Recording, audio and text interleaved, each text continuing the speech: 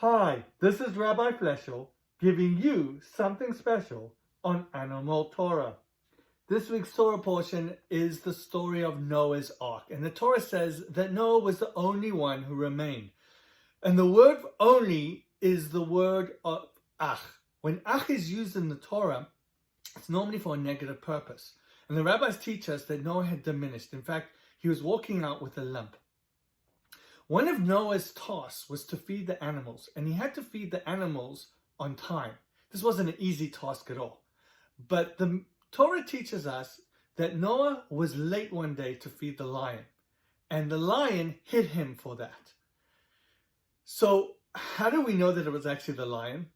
So the word used for him only remained, right, is the same words that spell out, or letters that spell out, that the lion hit him.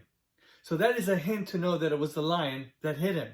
But we also learn about how we're supposed to feed animals on time. And later on in the Torah, it says that it is a Torah obligation to make sure that before you eat, you have to feed your pets beforehand.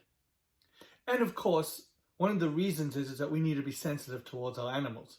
There's two exceptions when it comes to feeding our animals. First of all, we're allowed to feed them whatever we want. It can be unkosher food. But you're not allowed to feed them meat and milk, food that comes from meat and milk, and you're not allowed to feed them bread products on Pesach. The reason being is meat and milk and bread products on Pesach are high stringencies and levels of kashrut, of kosher.